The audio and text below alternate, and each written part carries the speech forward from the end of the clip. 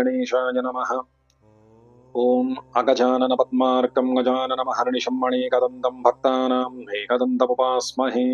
शारदा शारदाम्बोजपदना वदनाम्बुजे सर्वदा सर्वदास्माकं सन्निधिः सन्निधिं गृह्णात्। गुरुर्ब्रह्मा गुरुर्विष्णुः गुरुर्देवो महेश्वरः गुरुः साक्षात् परं ब्रह्म तस्मै श्रीगुरवे नमः। सदाशिवसमारम्भां शङ्कराचार्यमध्यमाम् अस्मदाचार्यपर्यन्तां वन्दे गुरुपरम्पराम्। శ్రీ గురుభ్యో నమః. ఆషాఢ శుద్ధ పౌర్ణమి.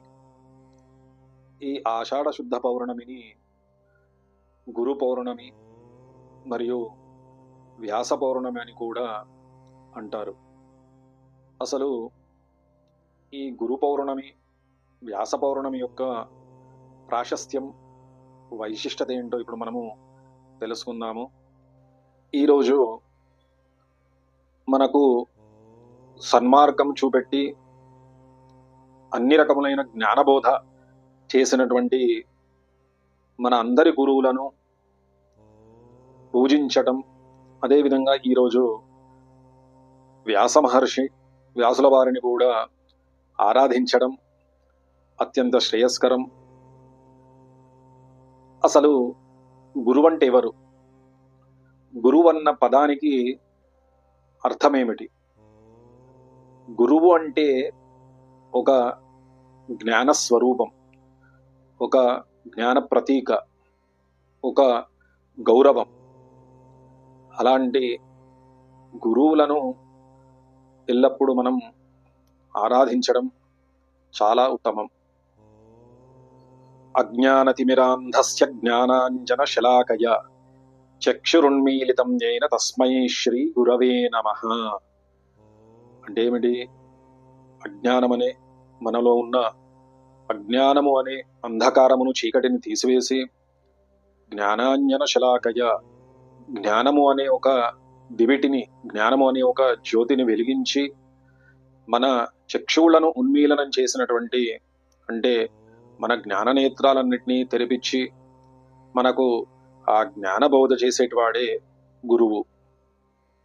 అజ్ఞానమంతా కూడా తీసివేసి అంధకారంలో జ్యోతి ఏ విధంగానైతే వెలుగు నింపుతుందో అదేవిధంగా మన జీవితంలో సన్మార్గంలో ఒక కర్మ పద్ధతిలో దిశా మార్గ నిర్దేశం చూపెట్టినటువంటి వాడే గురువులు.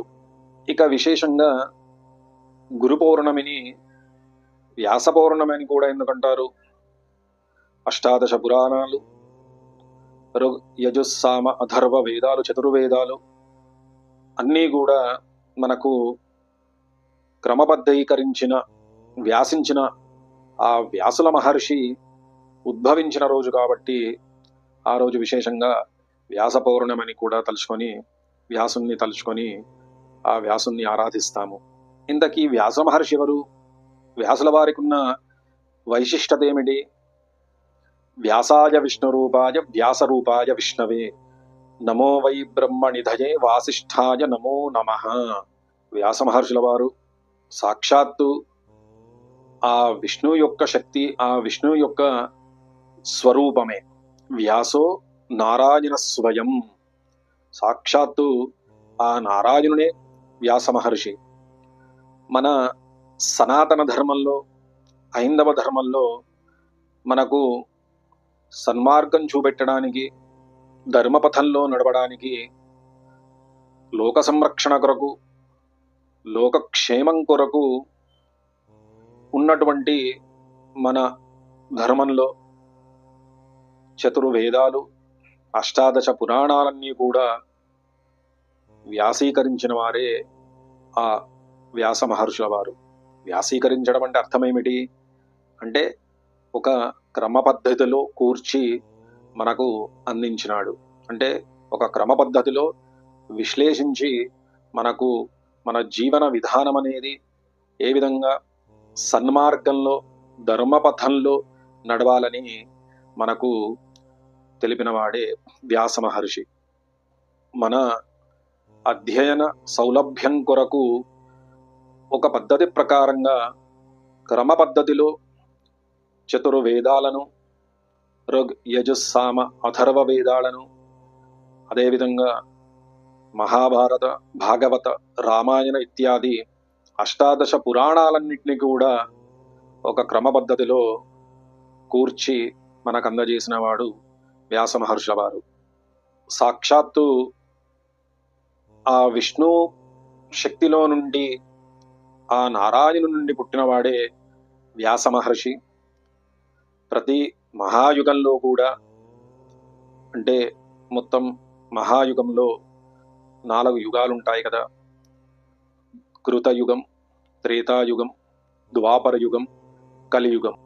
ఆ ప్రతి మహాయుగంలో ద్వాపర యుగంలో చివరిలో, అంటే కలియుగంకు ముందుగా వచ్చే ఆ ద్వాపర యుగం చివరిలో వ్యాస మహర్షి వారు ఉద్భవించి ప్రతి మహాయుగంలో కూడా లోకక్షేమార్థం, లోక సంరక్షణార్థం, అందరి అజ్ఞానం అనే విషయాన్ని తీసివేయడానికి వ్యాస మహర్షుల వారు పునః పునః ఆ చతుర్వేదాలను, అష్టాదశ పురాణాల యొక్క సారాంశాన్ని మనకు తెలియజేయడానికి ప్రతి యుగంలో కూడా ఆ వ్యాస మహర్షుల వారు మనకు ఆవిర్భవిస్తారు.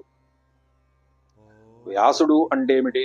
వ్యాసుడు అంటే అది ఒక అర్హత, ఒక పదవి.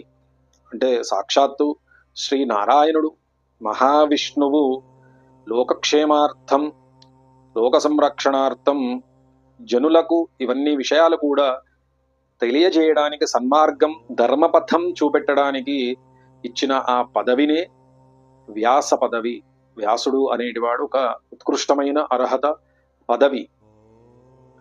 అందరికీ కూడా, అంటే మనలాంటి సామాన్యులందరికీ కూడా ఆ వేదాంతంలోని అంతర్గత సారాంశం, అందరికీ కూడా సూక్ష్మ విషయాలు, వేదాంతర్గత విషయాలను గ్రహించడానికి సమర్థత కలిగి ఉండరు కాబట్టి, సమర్థత లేదు కాబట్టి సులభంగా ఆ సారాంశాన్ని గ్రహించడానికి 5వ వేదమైన మహాభారతాన్ని కూడా మనకు ఆ వ్యాస మహర్షుల వారు అందించినారు. ఇలాంటి ఎన్నో ఉత్కృష్టమైన విషయాలు అందించిన ఆ రోజు, అదేవిధంగా ఆ వ్యాస మహర్షుల వారు ఉద్భవించిన రోజు కాబట్టే వ్యాస పౌర్ణమి, ఆషాఢ శుద్ధ పౌర్ణమిని వ్యాస పౌర్ణమిని విశేషంగా వ్యాసుల వారిని మనం స్మరించుకొని పూజించాలి. అదేవిధంగా ప్రస్తుత కాలంలో మనకు దిశామార్గ నిర్దేశం చూపిస్తున్నటువంటి, సన్మార్గంలో, ధర్మపథంలో నడిపించడానికి ప్రయత్నిస్తున్నటువంటి అందరి జగద్గురువులను కూడా అర్చించడం, ఆరాధించడం చాలా శ్రేయస్కరం.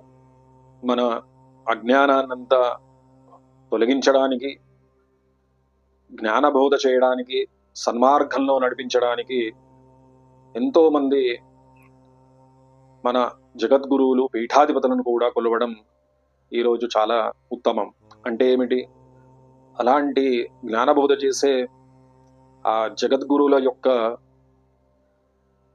భాషణలను అనుకరిస్తూ మన జీవితం సార్థకత చేసుకోవాలి. వారి ఆశీస్సులతో వారు లోక కళ్యాణార్థం చేసే ఆ ధర్మబోధను, ఆ జ్ఞానబోధను చక్కగా మనం అనుసరిస్తూ జీవితం అనేది సార్థకత చేసుకోవడం చాలా ఉత్తమం.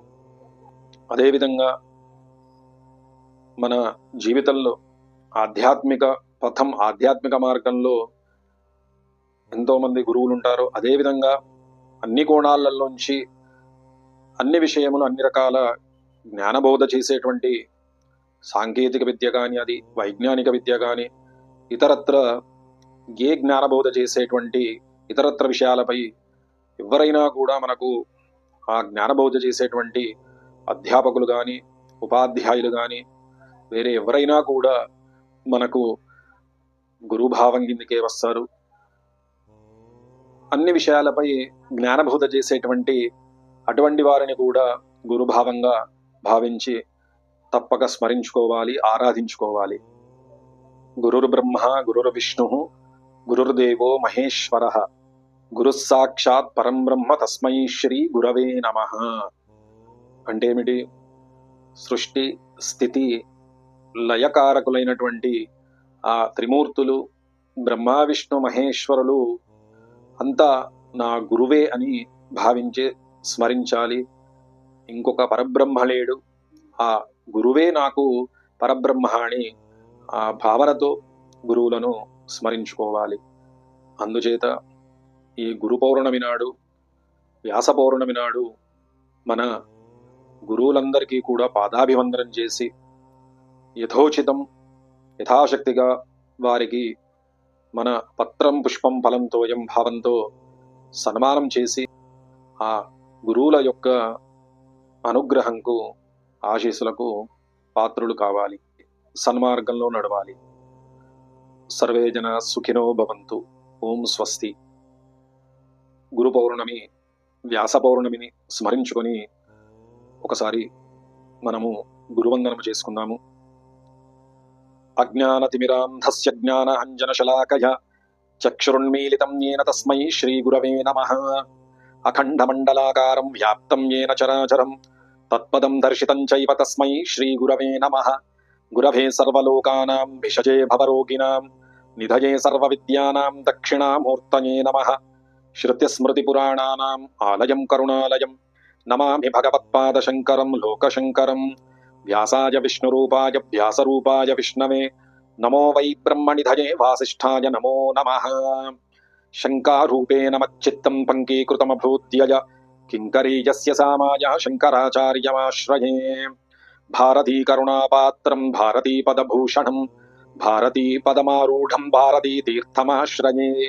విద్యా వినయ సంపన్నం వీతరాగం వివేకినం వందే వేదాంత తత్వజ్ఞం విదుషేఖర భారతీం. అపార కరుణా సింధుం జ్ఞానదం శాంతమూర్తినాం శ్రీచంద్రశేఖర గురుం ప్రణమామి ముదాన్వహం. శ్రీ గురుభ్యో నమః. సర్వే జనాః సుఖినో భవంతు, లోకాః సమస్తాః సుఖినో భవంతు. ధర్మస్య విజయోస్తు అధర్మస్య నాశోస్తు ప్రాణిషు సద్భావనాస్తు. లోకాః సమస్తాః సుఖినో భవంతు. గవాం సంరక్షణమస్తు. సనాతన ధర్మ కీ జై.